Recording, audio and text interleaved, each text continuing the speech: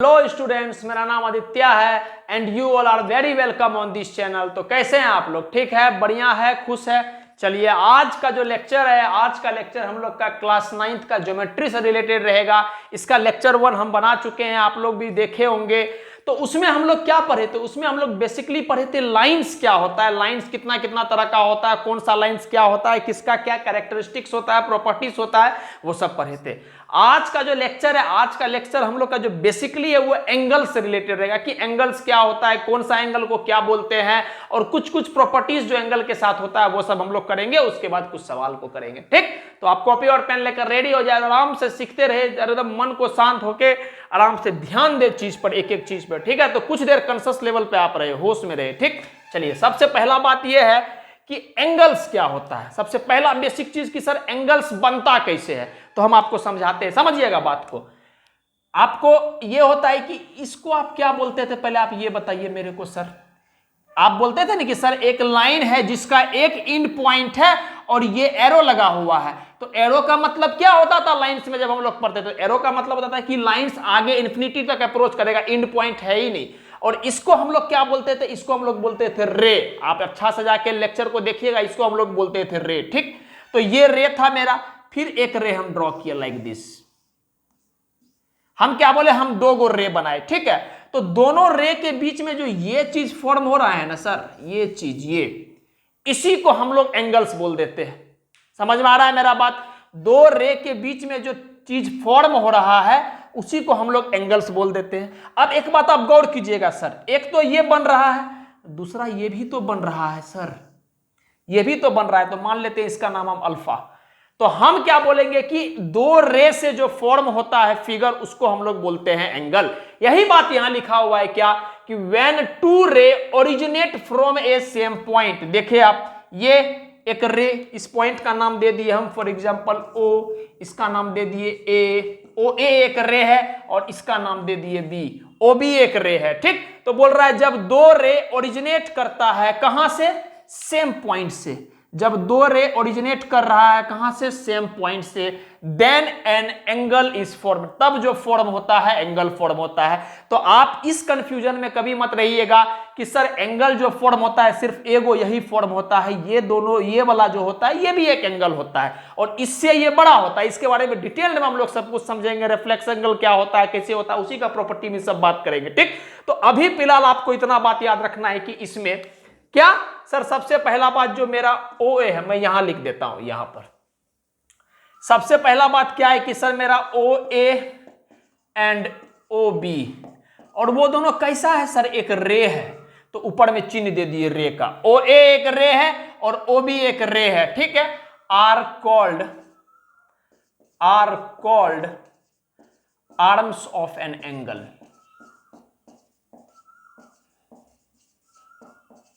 Arms of an angle. ठीक, और ये जो पॉइंट O है, देखिए सर, ये जो पॉइंट O है, बेसिक बात है, जानना जरूरी इसलिए बता रहे। O जो है, O को हम लोग बोलते हैं वर्टेक्स ऑफ एन एंगल। जो एंगल फॉर्म हो रहा है उसका हम लोग क्या बोलते हैं? O को वर्टेक्स। क्लियर हो गया मेरा बात? क्या बोले हम कि दो रे अगर सिंगल पॉइंट से निकलेगा तो एक एंगल फॉर्म होगा और एक एंगल फॉर्म होगा, दो एंगल फॉर्म हो गया। अब ओ ए जो होता है उसको हम, डेफिनेशन है पता होना चाहिए, ओ ए क्या होता है? Arms of an angle. O B क्या होता है? Arms of an angle. और ये जो ओ होता है, जो ये सेम पॉइंट है, कॉमन पॉइंट है दोनों के लिए, उसको हम लोग बोलते हैं वर्टेक्स ऑफ एन एंगल। ठीक, अब ये बात कि थीटा जो होता है सर, इसको हम लोग एंगल बोलते हैं, और ये जो चीज होता है सर, इसको भी हम लोग एंगल बोलते हैं। क्लियर है? इसको भी एंगल बोलते हैं और इसको भी एंगल बोलते हैं। आप कभी ऐसा मत रखना दिमाग में कि इसको ही एंगल बोलते हैं, ये भी एक एंगल फॉर्म होता है। ठीक है, और इसमें सबसे इंपॉर्टेंट बात, सर एंगल लिखने का तरीका कैसे होता है? जैसे अगर हम थीटा को लिखना चाहेंगे, जैसे हम थीटा को लिखना चाह रहे हैं, एंगल्स लिखने का तरीका क्या है? तो हम बोलेंगे, देखिएगा, ध्यान दीजिएगा, वेरी इंपॉर्टेंट बात है ये, ए ओ बी, इसको थीटा बोलते हैं। तो क्या बोलेंगे हम इसको? एंगल, इस शॉर्ट में इसे लिखते हैं एंगल ए ओ बी। अच्छा, एक बात देखिएगा, एंगल ए ओ बी मतलब बाबू ये बीच वाला ओ वाला क्या है? थीटा। अच्छा, इसको क्या हम बी ओ ए लिख सकते हैं? बिल्कुल सर, बी ओ ए भी लिख सकते हैं। तो इसको हम इस तरह से भी लिखते हैं, बी ओ ए। ठीक है, मैं एक एक बात आपको बता देता हूं, क्या कि सर ये जो इस तरह से लाइन दिए हैं, ये जो लाइन इस तरह से दिए हैं, ये एंगल को शॉर्ट में लिखने का तरीका है। जैसे ट्रायंगल को बार बार ANGLE कितना लिखेंगे, तो मैथ में हम इसको एंगल को ऐसे लिख देते हैं। ट्रायंगल को TRI कैसे लिखेंगे, इससे बढ़िया है कि इसको ऐसे लिख देते हैं। तो ये सब तरीका है जिससे कि आपका समय कम बचे, शॉर्टेस्ट वे से आप चीज को लिख पाए और रिप्रेजेंट कर पाए। ठीक, तो हम क्या बोले कि ये जो थीटा होगा ना, अल्फा के बेसिस पे भी डिफाइन कर सकते हैं, AOB BOA वो लिख सकते हैं, लेकिन थीटा यहाँ स्टैंडर्ड लगता है इसलिए थीटा के बेसिस पे बोले क्या। थीटा को पढ़ने का तरीका क्या है, एंगल AOB, और दूसरा तरीका क्या है, एंगल BOA। एक ही बात है दोनों, क्लियर है। तो सारा बात आपको एंगल का बेसिक चीज समझ में आएगा कि एंगल्स में आर्म्स क्या होता है, वर्टेक्स क्या होता है, और वो जो थीटा होता है उसको कैसे हम लोग लिखते हैं। ठीक, तो प्लीज आप नोट डाउन कर लीजिए। इसके बाद हम लोग पढ़ेंगे टाइप्स ऑफ एंगल क्या होता है, पहले आप नोट डाउन कर लीजिए। तो अब जो है, अब हम लोग पढ़ेंगे टाइप्स ऑफ एंगल की, कौन सा एंगल को कौन सा एंगल बोलते हैं और कौन सा एंगल को कौन सा एंगल बोलते हैं। तो हम आपको चाहते हैं कि उतना डिटेल में ना लिखे, क्लू बता दे कि आप सारा बात को एक बार में समझ जाए। ठीक है, तो आप फोकस कीजिएगा, सारा बात आपको एक बार में समझ में आएगा। पहला सर कि मान लो हम क्या बोले थे, एक रे ऐसे ले लिए, ठीक है, और फिर हम क्या बोले थे, एक रे मान लो ऐसे ले लिए, ठीक है। तो ये जो एंगल फॉर्म हो रहा है इसको हम बोल रहे हैं थीटा।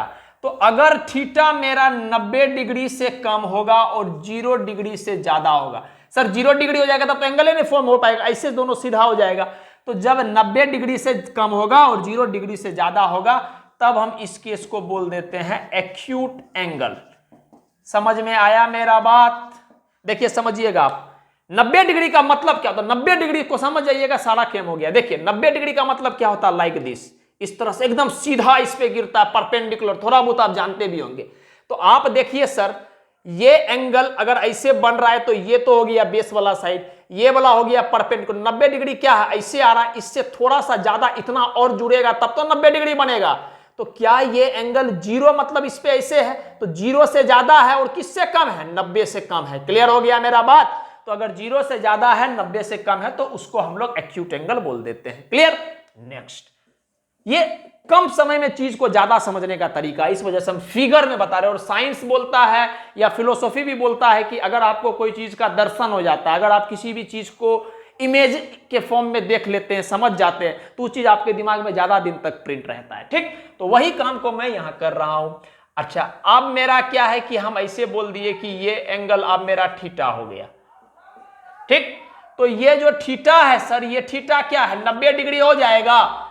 समझिएगा मेरा बात को हम क्या बोल रहे हैं। जैसे ये वाला चीज था, अब बताइए क्या, पहले तो ऐसे था, यहां ध्यान देखिए, पहले ऐसे था ना, अब इसको हम बढ़ा के ऐसे कर दिए हैं। आप यहां पर ला के रखिए, देखिए इसको बढ़ा के ऐसे कर दिए, तो इसका मतलब थीटा बड़ा हुआ। और जब थीटा एग्जैक्टली इस तरह से हम स्क्वायर टाइप का इसे बना देते हैं डब्बा, ये जो डब्बा होता है, इस डब्बा का मतलब होता है 90 डिग्री। यहां पर जो थीटा है सर अपना, वो थीटा अपना 90 डिग्री है। तो अगर आपका एंगल एग्जैक्टली 90 डिग्री हो जाएगा तो हम उसको बोल देते हैं राइट एंगल।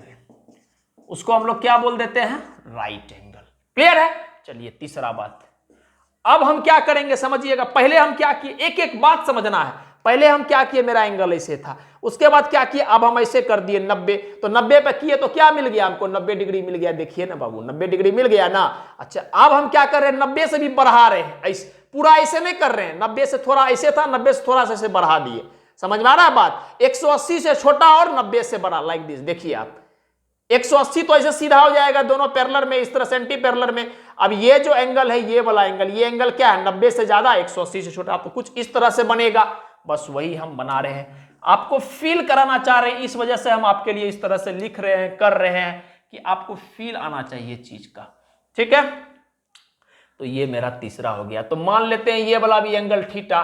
तो जब आपका थीटा किससे बड़ा, देखिए 90 से थोड़ा सा इधर है ऐसे करके, है ना सर, तो 90 से क्या बड़ा, और 180 ऐसे होता है, तो 180 से कम है, तो 180 से छोटा। तो हम इसको क्या बोलते हैं, इसको हम लोग बोलते हैं ऑब्ट्यूस एंगल। क्लियर हो गया होगा बात, समझ में आया होगा। चलिए चौथा नंबर, फोर्थ नंबर। ठीक, अब हम क्या कर रहे हैं समझिएगा। अब जो था मेरा ये चीज, सर ध्यान दीजिएगा प्लीज, ये जो मेरा चीज था इस तरह से, अब हम इसको एग्जैक्टली ऐसे ला देते। तो दोनों 180 डिग्री हो गया, एकदम पैरेलल हो गया, देखिए ना एंटी पैरेलल टाइप का, एक इधर जा रहा है तो एक इधर जा रहा है, दोनों 180 डिग्री इस तरह से बन जाएगा। तो यहां अगर हम बनाएंगे ये वाला, फिर ये ओ था वर्टेक्स जिसको हम लोग बोलते थे, तो अगर ये एंगल आपका थीटा है तो थीटा का वैल्यू कितना होगा 180 डिग्री, और इसको हम लोग बोलते हैं स्ट्रेट एंगल, इसको हम लोग बोलते हैं स्ट्रेट एंगल। क्लियर है मेरा बात? चलिए पांचवा बात, अब हम क्या किए सर, अब तक क्या किए थे, ऐसे ला दिए थे, अब हम क्या किए, इसको थोड़ा सा और ऐसे कर दिए, तो ई वाला एंगल को आप देखिए 180 से ज्यादा हो गया और 270 से कम, 90 0 90 180 270 परपेंडिकुलर में सर, तो 270 से कम, इसका फिगर कैसे बनेगा, लाइक दिस, ठीक है। और ये जो एंगल हो जाएगा, ये एंगल नहीं, ये जो एंगल हो जाएगा थीटा, वो थीटा क्या होगा, 270 डिग्री से कम होगा और 180 डिग्री से ज्यादा होगा, तो इसको हम लोग बोल देते हैं रिफ्लेक्स एंगल। नहीं समझ में आया? देखिएगा आराम से समझिएगा, ऐसे था दोनों फिगर, ऐसे था, अगर यहां 0 आता है, ये 90 आता है, इतना तो पता होगा कि ऐसे 90 आता है, तो ये 180 आया, तो इसके जस्ट परपेंडिकुलर जो ऐसे आएगा 270 आएगा। अब जो मेरा फिगर है वो थोड़ा ऐसे गया, पूरा ऐसे नहीं आया, देखिए थोड़ा सा ऐसे गया है, ऐसे थोड़ा सा फील करने का कोशिश कीजिए सर, ऐसे गया ये फिगर ऐसे, तो ये क्या है, 180 से ज्यादा है और 270 से कम है, यही बात तो लिखे है यहाँ, इसको हम लोग क्या बोल देते हैं, रिफ्लेक्स एंगल। अच्छा लास्ट बात क्या है, लास्ट बात ये है कि अगर एक लाइन ऐसे था और वो लाइन ऐसे घूमते हुए, ध्यान दीजिएगा, दूसरा लाइन जो ऐसे चल रहा था, ऐसे चल रहा था, ऐसे ऐसे, वो घूमते हुए, अब जो ये लाइन है घूमते हुए इसी पे आ गया, लाइक दिस, इसी पे आ गया। हम क्या, ऐसे मत सोचिए कि दोनों लाइन एक के है, हम क्या बोल रहे हैं, एक जो लाइन ऐसे था मेरा, ऐसे था, ये वाला ऐसे था, ये क्या हुआ, घूमते हुए घूमते हुए घूमते हुए घूमते हुए इस पे आ गया। बात समझ में आ गया, एकदम दोनों साथ में ही आ गया, ये घूम के पूरा ऐसे आ गया, तो इसको जो हम लोग बोल देते हैं, देखिए आप यहां से चला था और पूरा घूम के यहीं पर पहुंच गया, इसको थीटा बोल दिए। तो ये जो थीटा होता है, एक पॉइंट के अराउंड टोटल एंगल कितना होता है, 360 डिग्री, तो ये जो थीटा होता है इसको 360 डिग्री बोलते हैं, और यहां पर मेरा एंगल भी कंप्लीट हो जाता है, तो इसको हम लोग बोलते हैं क्या, complete angle, complete angle. I hope कि आपको सारा बात समझ में आया होगा 100%, तो प्लीज आप नोट डाउन कर लीजिए, एक एक चीज को प्यार से बनाइए एकदम अच्छा तरीका से, ठीक है, नोट कर लीजिए आप।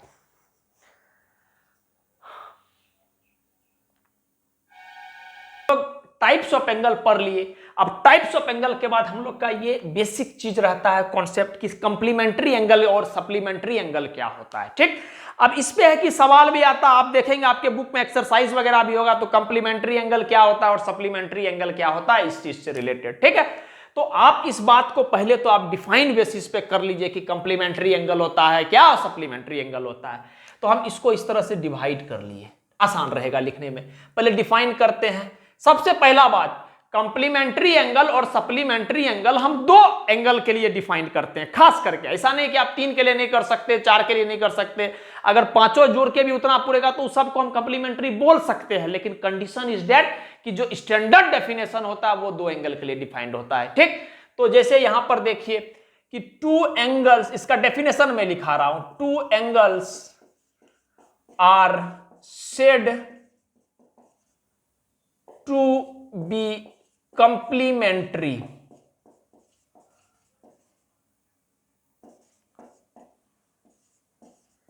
if their